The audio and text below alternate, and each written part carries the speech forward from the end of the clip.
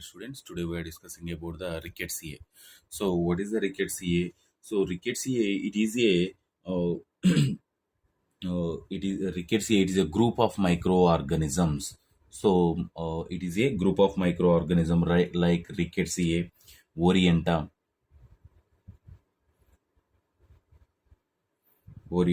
Ehrlichia,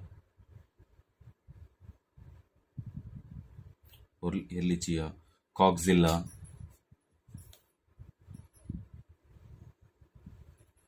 Coxella. So these are a group of microorganisms.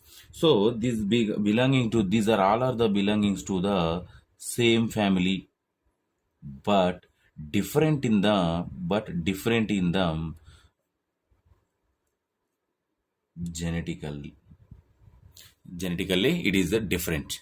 So these are the it considered into it is a different group of microorganisms are there, but in the Rickettsia, Orienta, Ehrlich, Coxella, different types of microorganism considered as the same family but different in their genes only.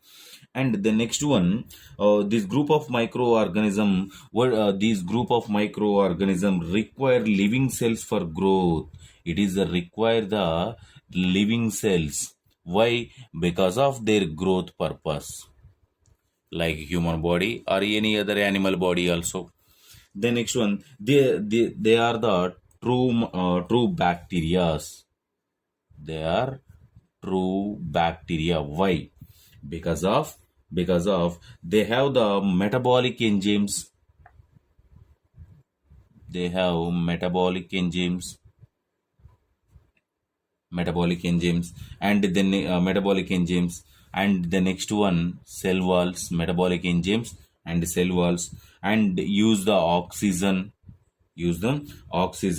and they are the susceptible to they are the susceptible to they are susceptible to antibiotics. They are susceptible to antibiotics. So different types of species are there in the Rickettsia. In the Rickettsia, different types of species are there only in this Rickettsia, not Orienta, Ehrlichia and Coxella. So in the Rickettsia, different types of species are there. What are there? Like some example in different types in here, most commonly but three cases are the most common Rickettsia infections in the human body. In human body, mostly three species are there in the human body cause the diseases. So what are their? Number one, rickettsii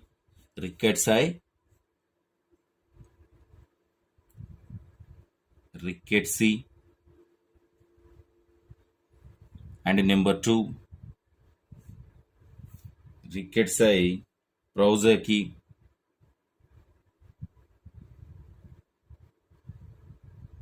and number three, rickettsii typhi. So these three are the mostly common occur in the human body. So this is about the introduction about the Rickettsia and what is the signs and symptoms.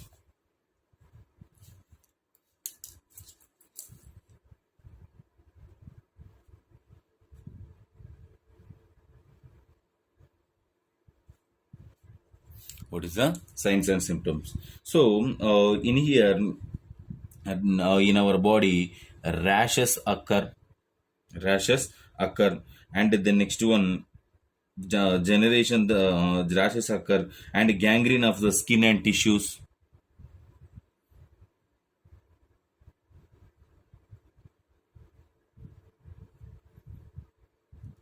Gangrene of skin and tissues, and the next one, here spotted fever occur.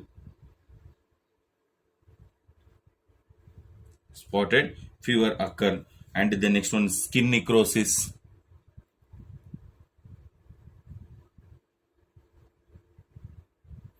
Edema, skin necrosis, edema, and the next one, oliguria, anuria,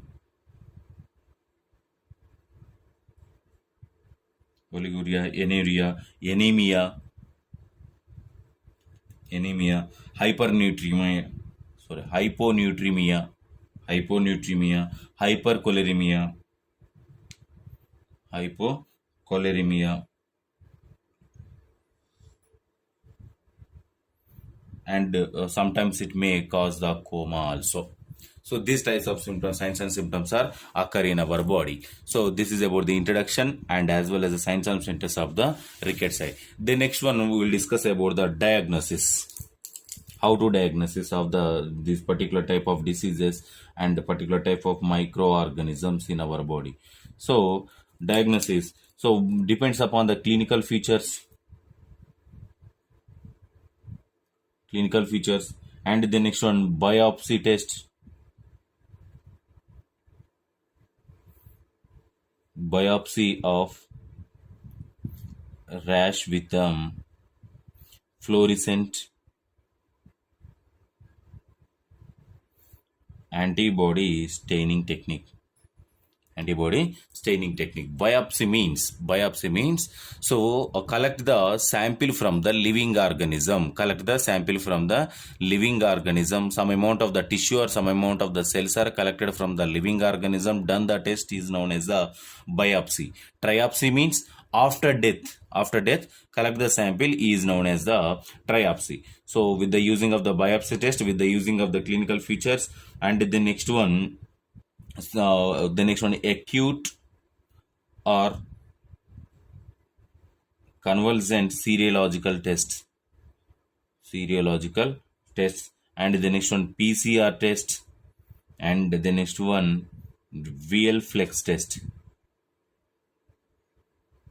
So these type of tests are involved in the determination of the rickets eye diseases. So in here, what are their diseases occur with the rickets eye diseases? So diseases, it is first one disease is RMSF. RMSF means it is rickets eye Rocky Mountain spotted fever.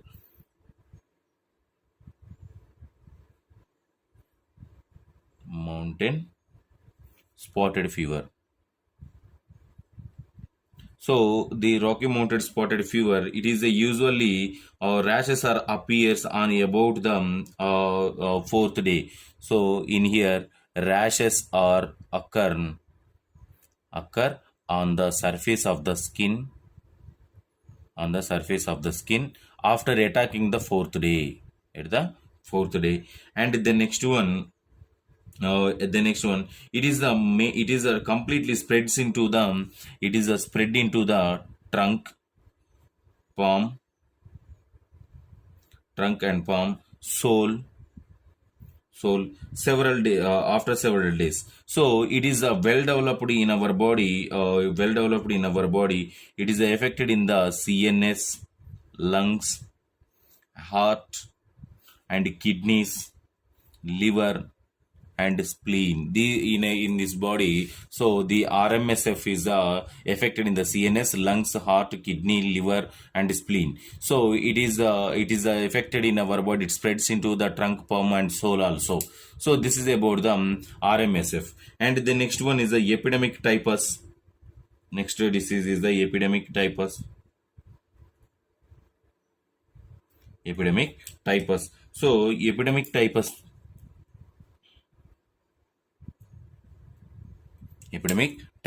So epidemic typhus, it is rashes usually appears in the initially only. So initially at the starting stage, rashes are occur in our body. So in here it is a spreads into the, spreads into the peripherally.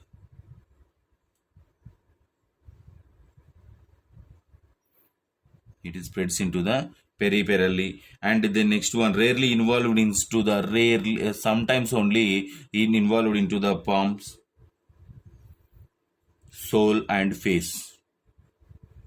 So sometimes only. So it is occur in our body. It is related to the, related to the RMSF.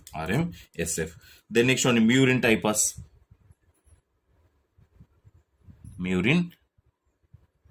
typhus. So what about the murine typhus? So murine typhus, it is murine typhus. It is a non-purpuritic and non-convulsant. It is a less extensive. So it is a less extensive. It is a less extensive, and this rashes occurs in the non-purpuric in condition. And the next one, mainly occur in the complications in the vascularly only. Vascular complications occur. So mainly in our body occur the RMSF and epidemic typhus is occur in our body. So this is the diseases of the rickets.